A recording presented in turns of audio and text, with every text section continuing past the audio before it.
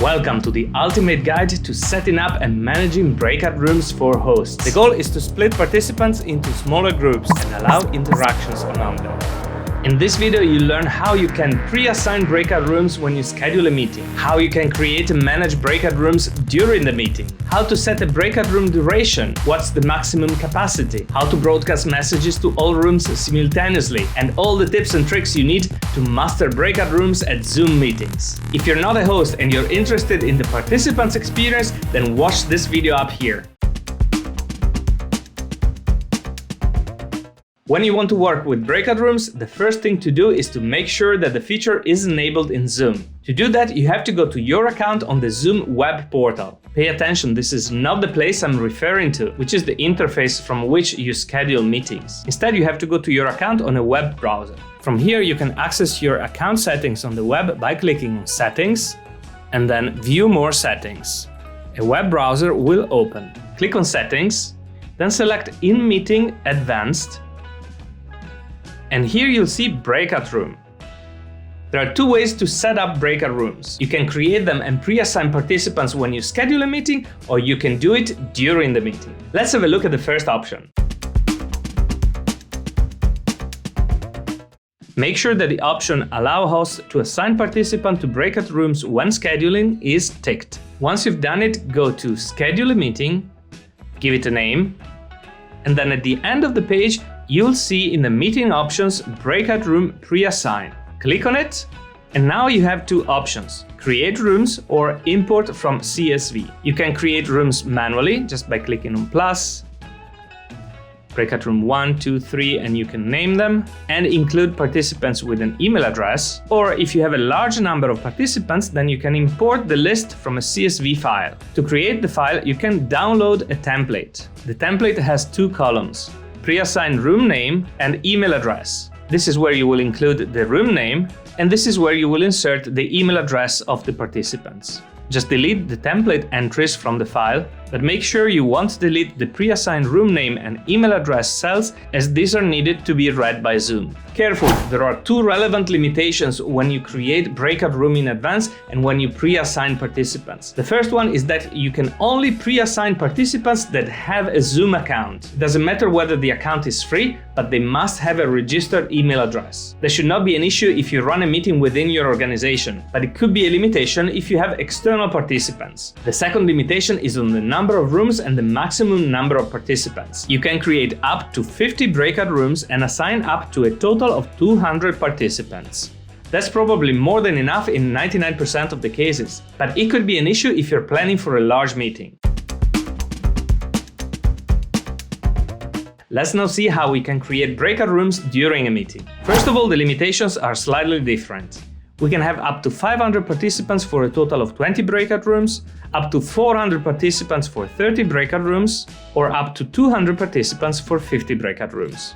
However, these maximum capacities require a large meeting add-on. If you don't have that, then the maximum number of participants is limited by the meeting capacity. If you're looking at expanding the capacity, then that's still possible, and I suggest you read this note to learn how to do it. Welcome to this Zoom meeting. I'm Enrico and I'm the host. Today I have with me three participants: Magda, who likes cats. Hi Magda. Hi. Penny, who loves orchids. Hey there. And Mark, a big heavy metal fan. Hello Mark. Good morning and rock and roll. I'll now show you how we can set up and manage breakout rooms during a meeting. To create breakout rooms, we have to go here at the bottom and click on Breakout Rooms. We can choose the number of rooms that we want to create, and let's set it to 3, for example. Let's keep the Assign Automatically option and click on Create. Participants are assigned to a breakout room automatically. However, we can change that. The other thing to notice is that you, as a host, you will not be assigned to a breakout room. However, you'll be able to pop in and out breakout rooms whenever you like. This is the window that I'm seeing as a host, and participants at this point are not seeing it. If we're not happy with the automatic distribution of participants, then we can tell Zoom to randomly recreate rooms. We can choose how many rooms to create and whether we want to assign them automatically, manually, or let participants choose room. So let's leave assign automatically and recreate them. Now Zoom has put one participant per breakout room. This situation may also be useful when, for example, you want to allow some alone time to participants, for example, for reflection. As we only have 3 participants, then room 4, 5, and 6 are empty. Let's say some participants are late to the meeting. When they join, you will have to manually assign them. By creating some extra rooms, then you'll be able to put them in those rooms as soon as they join the meeting. At this point, participants haven't seen anything of what we've done. Once the rooms have been created, you have full flexibility. Let's go to Magda. We can move her to another room. So let's say I want to put her in room 5. And here she is. I want Mark to be with her, so I will also put him in room 5. But now I changed my mind and I want to exchange Mark with Penny.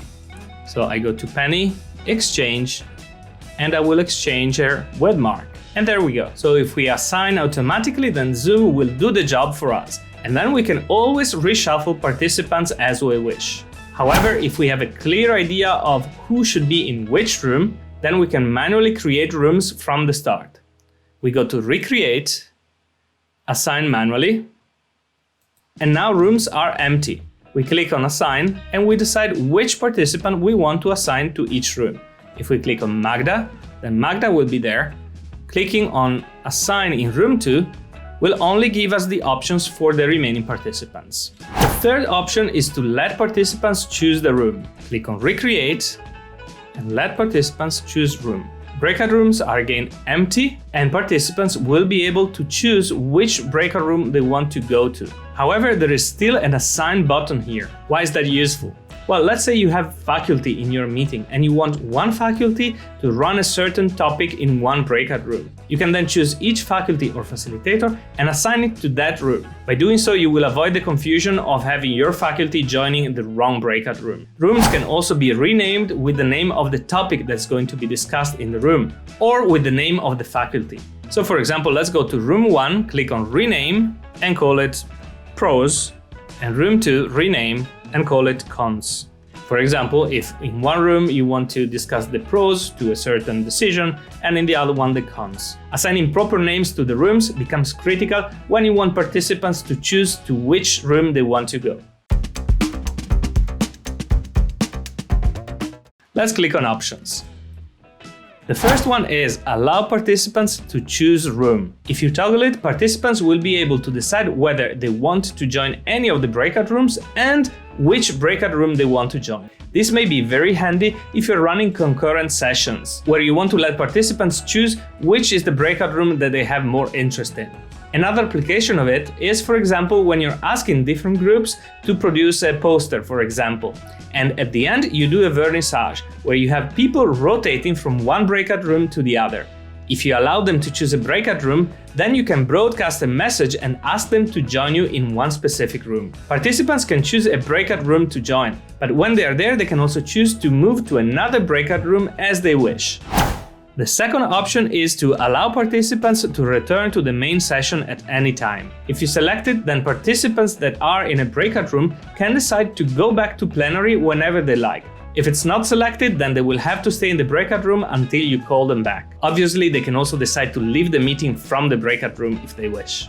The third option is automatically move all assigned participants into breakout rooms. If toggled, when you open the rooms, then participants won't have to do anything, as they will be forced into the breakout room. If it's not selected, then they will have the option to join the breakout room they've been assigned to, or stay in the main room. A situation where this could be useful to you is the case where you have a number of participants that maybe are not on video and you're not really sure if they are actively participating in the meeting, or maybe multitasking or having a coffee. Yeah, I know, it happens to all of us. By doing so, you avoid putting non-active participants into groups. So for example, if Penny is an active participant but Mark is listening to AC/DC, if I force participants in the room, then Penny will basically be alone. Most likely Penny will be frustrated. She will ask for your help and a considerable amount of time will be wasted.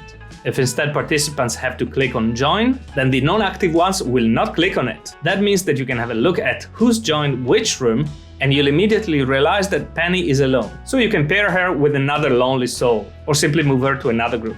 Let's now check the other options. You can decide whether breakout rooms are open for an indefinite time, or you can set a number of minutes after which rooms will automatically close. You can also receive a notification when time is up. You may decide to close breakout rooms at any time. You can immediately force participants into the main room. However, a best practice is to allow them a short time to wrap up and conclude their discussion. You can do that by clicking on Options and then selecting Countdown after closing breakout room.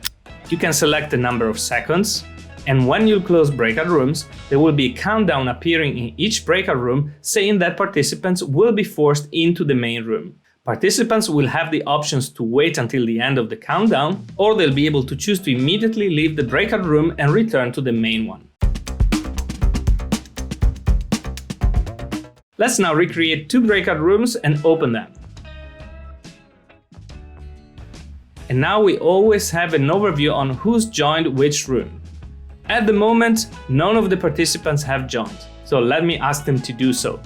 Everybody's joined the breakout room and I'm alone in the main one. In this window, I always keep an overview on who's joined which room, whether somebody has left the meeting, for example, and how much time is left. In which way can I communicate as a host with the participants? Well, I can join a breakout room at any time by clicking on Breakout Rooms and then select the room that I want to join. So let's move to Mark and Penny. Hello Mark, hello Penny, how's everything going? After a few minutes the people are in a breakout room, then you can pop in and ask how things are going, check on their progress and see whether they need any help. Everything is fine in this room. Now I want to check the other room. So I click on Breakout Rooms and join Room 2. Hi Magda, how are you? Also Magda is fine, so I can go back to the main room. To do so, click on Leave Room at the bottom right and then Leave Breakout Room. Be careful not to select End Meeting for All or Leave Meeting, as these buttons will do exactly what they say. Let's click on Leave Breakout Room. And now I'm back to Plenary. Another way to communicate with the audience is to go again to Breakout Rooms and then Broadcast Message to All. You can write here a message, click on Broadcast, and now everyone will see in the breakout room the message at the top of their window. Be mindful of the fact that this is the only way to send messages to all participants. In fact, if you click on Chat and type a message here, only the participants that are in the main room will be able to see it, which at this point is nobody. How can participants in a breakout room communicate? Well, they can communicate among each other. Their chat will function in their breakout room. They'll be able to return to the main room or go to other breakout rooms if you as a host have allowed them to do so, or else the only thing that they can do is ask for help. Everyone has an Ask for Help button, and if they press it, this is what will appear on your screen. Penny asks for help. She can't send you a message, but she can ask you to join the breakout room. You can either join the breakout room or click on Later. Let's say I'm busy and I'm in another breakout room. I click on Later, and Penny will receive a message saying, "The host is currently helping others. Please try again later." There are some other limitations to what you can do in breakout rooms. For example, polls can only be done in the main room. The other thing you should know is the recording. If you're recording a meeting, then recordings will capture only the main room. If the feature is enabled, then also breakout room can be recorded. However, not on the cloud, as the recordings will be done locally. You'll have to assign permission to users to start local recordings in their breakout rooms. Let's now see how we can close breakout rooms. We can either wait until the end of the set time if we have set one, or go to Breakout Rooms and then click to close all rooms. Now, if you remember, we had set a countdown to allow participants to wrap up and come to a conclusion. Everyone in the breakout room will see this countdown. They have the option to wait until time's up, or they can decide to join the main room immediately. So for example, Penny is done. She's leaving the breakout room, and here she is. Now I'm alone with Penny because the others are still waiting for the countdown. Now it's 3, 2, 1, and now everybody is forced back into the main room. As you see, we still have the names of the participants in the breakout rooms that have been created before.